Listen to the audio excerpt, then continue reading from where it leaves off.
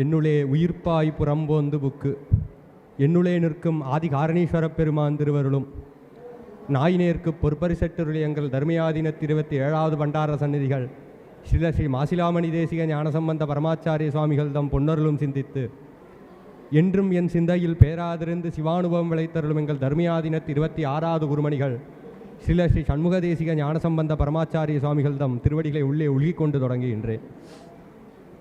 துன்பமுமாய் இன்பமாயினார் என்பது இன்றைய சிந்தனைக்கு விருந்தாகியுள்ள தலைப்பு. எதற்காக இந்த ஒரு குறிப்பிட்ட தலைப்பை அடியேன் எடுத்தேன் என்றால், கொடுக்கப்பட்ட நேரத்தில் திருவாசகத்தில் முப்பொருள் உண்மை எவ்வாறு கையாளப்பட்டிருக்கிறது என்பதை உணர்த்த வேண்டும் என்றும், அதற்கு ஏதுவாய் ஒரு தலைப்பு கொடுக்க வேண்டும் என்பது அடியேன் சித்தத்தில் எழுந்த ஒரு குறிப்பு. அதனால் துன்பமுமாய் இன்பமாயினார் என்றொரு தலைப்பை முன்னிறுத்தி பேச உள்ளேன். அப்போது 3 பொருட்கள் உள்ள பொருட்கள் பதிபசுபாசம் என்று சைவ சித்தாந்தம் சாற்றும். இதிலே இறைவன், உயிர், இறைக்கும் உயிர்க்கும் நடுவே உள்ள தடை என்று 3ஆக சொல்லி இறை உயிர் தலை என்று வகுப்பர். இப்போ இந்த இறைக்கும் உயிருக்கும் உள்ள தொடர்பு என்ன? உயிர் இறைவனை அடைய முட்டாக இருப்பது எது? அதன் விளைவு எது?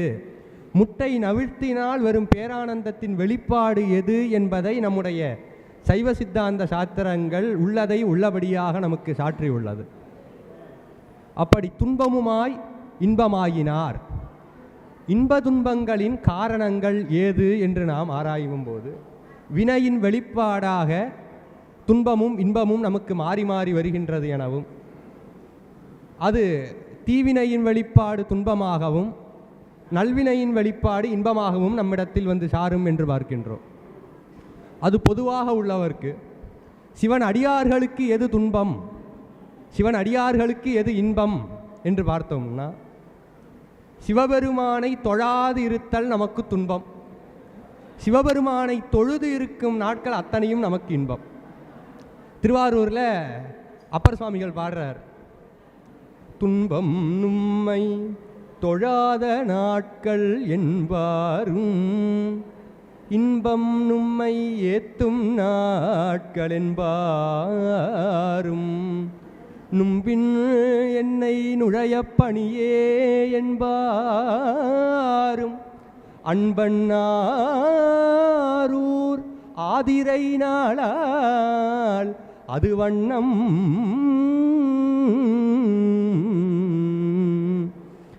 உன்னை தொழாத நாட்கள் அத்தனையும் அடியேனுக்கு துன்பம் பெற்ற நாட்கள், உன்னை ஏத்திய நாட்கள் அடியேன் இன்பம் பெற்ற நாட்கள், அன்பன் ஆரூர் ஆதிரை நாளால் அடுவண்ணம் என்று அப்பர் சுவாமிகள் சாற்றுகின்றார். அப்போ சிவன் அடியார்களுக்கு துன்பம் ஏது? அவனை தொழாதிருப்பது நமக்கு துன்பம்.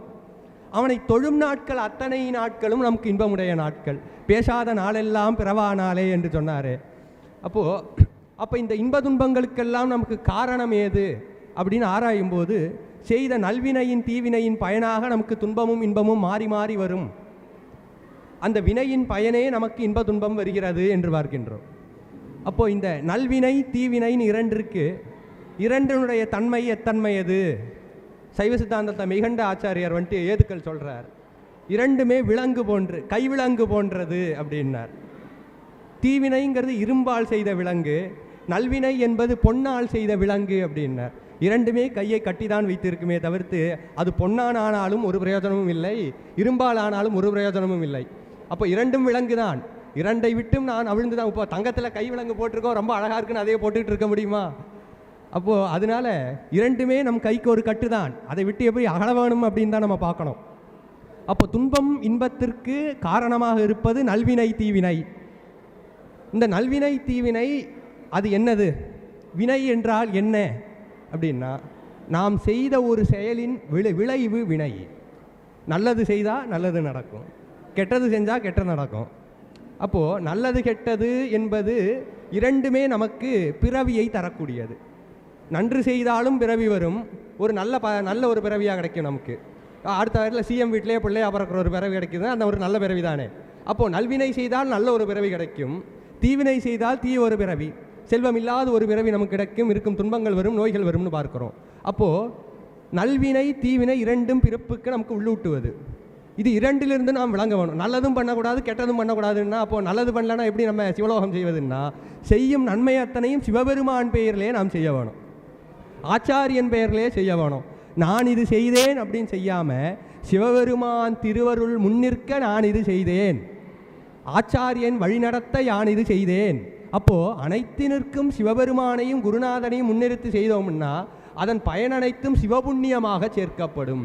அதுதான் வெறும் புண்ணியத்திற்கும் சிவபுண்ணியத்திற்கும் நாம் எடுக்கும் வேறுபாடு என்ன அப்படின்னு பார்க்கும்போது, வெறும் புண்ணியத்தின் பலன் உண்டு, ஆனால் சிவபுண்ணியத்தின் பயன் வீடு பேராகவே இருக்கும் அப்படின்றோம். அப்போது நமக்கு இந்த 3 நிலைகள் உண்டு உயிர்கட்கு அப்படின்னு சொல்லுவோம். கேவல நிலை, சகல நிலை, மற்றொன்று சுத்த நிலை என்று 3 நிலைகள் உண்டு. இதில் கேவல நிலை அப்படின்னா ரொம்ப கேவலமான நிலை அப்படின்னு அர்த்தம் கிடையாது, அடிப்படையான நிலை, முதல் நிலை அப்படின்னு அர்த்தம்.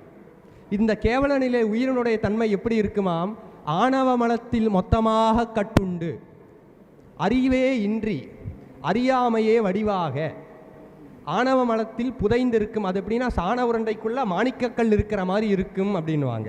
அப்போது உயிரினுடைய அறிவு சற்றும் வெளிப்படாது, உயிரினுடைய தன்மை என்னன்னு அதற்கே தெரியாது, மந்தமாக ஆணவ மலத்தின் அறியாமையில் மூழ்கி இருந்த உயிர் இருக்கும் நிலைக்கு பெயர் கேவல நிலை அப்படின்னு பெயர். இந்த கேவல நிலையில் இவருக்கு அறிவே இல்லைன்னா அந்த இடத்துல அது துன்பமாகவே இருக்குன்னு அர்த்தம். இன்பம் சற்றும் வெளிப்படாமல் அது துன்பமாக இருக்கு அப்படின்னு அர்த்தம். மேற்படி சுவாமி இந்த உயிர்களை பார்க்கிறார். உயிரினுடைய இயல்பு அதற்கு அறிவு இருக்கு, அதன் சார்பொருளாக இருக்கின்ற ஆணவத்தின் வெளிப்பாடாக அதற்கு அறியாமை சேர்ந்திருக்கிறது. ஐயோ பாவமே என்று சொல்லி இறைவன் அந்த உயிர்களை இன்பமயமாக்க வேண்டும், அதற்கு அறிவு புகட்ட வேண்டும் என்று சொல்லி இந்த மூலமலமாக இருக்கும் ஆணவ மலத்தோடு சேர்த்து 2 மலங்களை இறைவன் கூட்டுவிக்கின்றார். அந்த 2 மலம்தான் ஆணவ மலத்தோடு சேர்த்து கண்மமலமாகவும் மாயாமலமாகவும் உயிர்களிடத்து இறைவன் சேர்த்து வைத்தது. இப்போ கண்மமும் மாயையும் இறைவன் நமக்கு எதற்கு கொடுத்தான் அப்படின்னா, ஆணவ மலம் மோசனம் செய்யும் பொருட்டு இறைவன் நமக்கு 2 மலங்களை கொடுத்தான். பால் காய்க்கிறோம், காய்ச்சும் போது அடிபிடிச்சு போயிடுச்சு, அடிபிடிச்சது அழுக்கு. அந்த அடிபிடிச்சு போகிறதுக்காக நம்ம செங்கத்தூளையும் சபீனாவையும் போட்டு கழுவுறோம் இல்லையா, சபீனாவும் அழுக்கு தான், செங்கத்தூளும் அழுக்கு தான். ஆனால் மூலமலமாக இருக்கின்ற அந்த முதல் அழுக்கு தோய்வதற்கு 2 அழுக்கு பயன்படுவது போல ஆணவ மலம் அழிவதற்கு மாயையும் கண்மமும் நமக்கு இறைவன் கூட்டுவித்து தந்திருக்கிறார். அப்போது இந்த இறைவன் மாயையும் கண்மத்தையும் உயிர்களோடு கூட்டிய நிலை இருக்கிறதே, இதற்கு பெயர் சகல நிலை அப்படின்னு பெயர். கேவல நிலையில் உயிர் ஆணவத்தோடு மட்டுமே இருந்தது, அறியாமையே வடிவாக இருந்தது, துன்பத்தை மட்டுமே அனுபவித்து கொண்டிருந்தது. இந்த சகல நிலையிலே இறைவன் ஆணவத்தோடு சேர்த்து 2 மலங்களை நாம் கொண்டிருக்கின்றான். அப்போது அதற்கு இன்பமும் நிகழும், துன்பமும் நிகழும், 2மே இருக்கும். பகலும் இருக்கும், இரவும் இருக்கும், ஒளியும் இருக்கும், இருளும் இருக்கும் என்பது போல இந்த நிலையிலே 2மே உயிர்கட்குண்டு, இன்பமும் உண்டு, துன்பமும் உண்டு. இப்போ துன்பத்தை விடுத்து மேலான ஒரு நிலை, அது ஒளியே வடிவாக இருக்கக்கூடிய நிலை. இந்த கருவிகரணங்களோடு கூடியிருக்கிறதையெல்லாம் விட்டு மேலான ஒரு நிலைக்கு பெயர் சுத்த நிலை என்று பெயர். அப்போது கேவல நிலை என்பது உயிர் முன்னிருந்த நிலை, சகல நிலை என்பது இப்பொழுது நாம் இருக்கின்ற இந்த நிலை, மேலான நிலை முத்திப்பேறு, அது சுத்த நிலை என்று பெயர். அந்த சுத்த நிலை எப்படி நாம் அடைவோம் அப்படின்னா, சரியாதி மார்க்கங்கள் நமக்கு வகுத்து வைத்தார்கள் நம்முடைய நால்வர் பெருமக்கள். சரியை கிரியை யோகம் செய்ய, யோகத்தின் பயனாக ஞானம் தலைக்கேறி, ஞானம் வீட்டிற்கு வழிவகுக்கும், ஞானமே வீடு அப்படின்னு சித்தியாரில் சொல்லுவாங்க. அப்போது முதல்ல துன்பமும் இன்பமும், துன்பம் மட்டுமே இருந்தது. இந்த இடத்துல நம்ம இப்பொழுது இருக்கிற நிலையில் துன்பமும் உண்டு, இன்பமும் உண்டு. மேற்படி வீடு வேற்றில் நமக்கு இன்பம் மட்டுமே வடிவமாக இருப்போம். அப்போது துன்பமும் இன்பமும், இதை கடந்து இன்ப நிலை, இது 3ம் நமக்கு வந்து பொருந்தும் பொருட்டு யார் இதை தொழில்படுத்துகின்றார்? உயிர் தானாகவே தன்னைத்தானே தொழில்படுத்தியதா என்று கேட்டால் முடியாது. ஏன்? உயிருக்கு அந்த அளவுக்கு அறிவு தேற்றம் கிடையாது, அது சித்தாசித்து பொருள். அறிவு இருப்பினும் குறிப்பிட்ட வரைவரையிலே அதுக்கு அறிவு நிகழும் என்று. அப்போ உயிருக்கு முழுமுதற் அறிவு என்பது கிடையாது, அது தானாக கருவிகரணங்களோடு கூடாது. 2வது, இந்த பாசங்கள் 3 இருக்கே, பாசங்கள் 3னால் இந்த பிறவியும் இந்த நிலைகளெல்லாம் உயிர்க்கு ஏற்பட்டதா என்று கேட்டால் அதுவும் கிடையாது. ஏன்னா பாசத்திற்கு அறிவே கிடையாது, ஆணவமலத்திற்கு அறிவு கிடையாது, மாயைக்கு அறிவு கிடையாது, கண்மத்துக்கு அறிவு கிடையாது. அப்போது இதையெல்லாம் கடந்து பேரறிவாளனாக இருக்கின்ற ஒரு பொருள் இருக்க வேணும், அது இறைவன். அதை வைத்துதான் சைவ சித்தாந்தம் இறைபொருள் என்று உண்டு என்பதை, கடவுள்னு ஒன்று இருக்குது, மேலோட்டமாக கடவுளை காட்டிட முடியாது, அனுமான பிரமாண மூலியமாக வினை கூட்டுவிப்பவன் ஒருவன் இருக்க வேணும். வினையை உயிர் தானாக நுகராது, வினை தானாக உயிரை வந்து சாராது, இரண்டிற்கும் மேற்பட்ட பொருள் பரம்பொருள் ஒன்று இருக்க வேண்டும், இறையினுடைய இருப்பை. அதை தான் நம்முடைய குருஞான சம்பந்தர் சிவபோகாச்சாரத்தில் சொல்லும்போது, ஆவலுற்றிடும் சகலத்து ஆவதுவும் ஆங்கு அவரே கேவலத்தின் மூழ்கி கிடப்பதுவும் நாரற்றல் இல்லாத சுத்தத்து இருப்பதுவும் இம்மூன்றும் இல்லான் செயல் என்று இரு.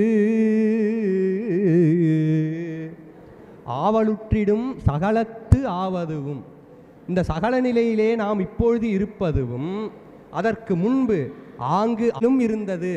அப்போ இதே உயிர்கள் கேவல நிலையில் துன்பத்தோடு இருப்பதுவும் நான் அறற்றல் இல்லாத சுத்தத்து இருப்பதுவும், சுத்தத்திருப்பதுன்னு ஒருவன் எவன் ஒருவன் இம்மூன்றிற்கும் உட்படாது இதிலிருந்து வேறாக இருக்கின்றானோ அவன் இது மூன்றையும் உயிர்க்கு கூட்டுவிப்பான். கடந்தான் செயல் என்று இரு அப்படின்னு சொல்லு அவர் உபதேசமாக சொல்கிறாருன்னா, இந்த நிலையில் சகல நிலையில் நமக்கு இருக்கும்போது துன்ப இன்பங்கள் எல்லாம் வருதேன்னா அது நம்மால் வருவது அன்று, அது சிவன் செயலால் நம்மிடத்தில் வந்து பொருந்துவது. அப்போது நமக்கு என்ன காரணத்தினால இத்தனை துன்பம் வந்துச்சோ இத்தனை இன்பம் வந்துச்சோன்னு எல்லாம் நாம் நினைத்து அந்த இடத்துல சோகப்படுறதுக்கோ இன்பப்படுறதுக்கோ நம்ம இங்கே ஒரு ஆளும் கிடையாது. திருப்புகழில் சொல்லுவார், இங்கு நான் யார் அப்படின்னுவர். அப்போது இங்கே நம்ம ஒரு ஆளும் கிடையாது, நம்ம இயக்குவதற்கு இறைவன் மகாதேவன் ஒருவன் இருக்கின்றான், அவன் முனைப்பால் அவன் சங்கல்பத்தால் நாம் அத்தனை பேரும் இயங்கி கொண்டிருப்பதோம் என்பது தெளிவாக இருக்கணும். இந்த ஒரு தெளிவு நமக்கு வந்துருச்சுனாலே உலக வாழ்க்கையில் இருக்க துன்ப இன்பங்கள் எல்லாம் நமக்கு ஒரு இன்பமாகவே தெரியாது, துன்பமாகவும் தெரியாது. இதெல்லாம் ஒரு விஷயமா அப்படின்னு கடந்து போகிற ஒரு நிலை என்பது இறைவன் நமக்கு ஆக்கி கொடுப்பார்.